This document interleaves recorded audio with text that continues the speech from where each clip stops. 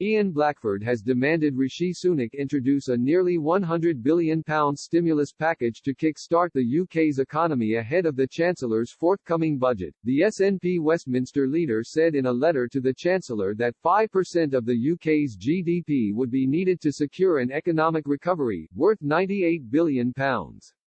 Mr. Blackford claimed a repeat of the Thatcher years should be avoided when monetarism placed a priority on controlling inflation over controlling unemployment. Describing the former Prime Minister's policy, the SNP Westminster leader said, "Tories left people on the scrap heap and caused lasting scars on our communities by failing to act."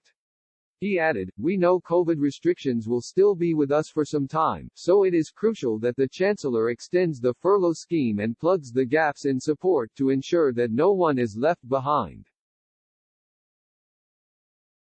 The SNP has repeatedly raised the plight of the 3 million people who have been completely excluded from COVID support, including many self-employed and freelance workers who haven't been given any help by Westminster.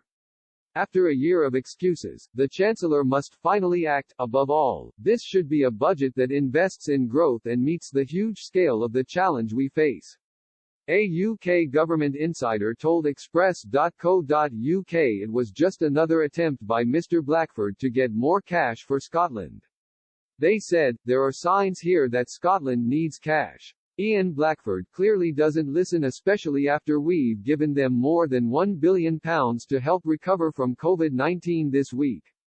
The SNP argue a £98 billion stimulus boost would bring the UK in line with France, Germany and New Zealand, where similar packages amounting to 5% of GDP have been announced. Mr. Blackford said in the letter the UK economy had suffered a record slump, shrinking by 9.9% in 2020 and unemployment has risen to 5%.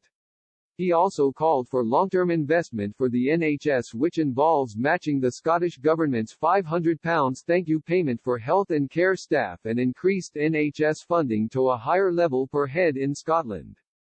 The Skye and Lochaber MP also begged Rishi Sunak to extend the furlough scheme and provide further support. The SNP Westminster leader concluded, "It is clear that Scotland faces a choice of two futures, the long-term damage of Brexit and Tory austerity cuts under the broken Westminster system, or the opportunity to protect our place in Europe and build a strong, fair and green recovery as an independent country."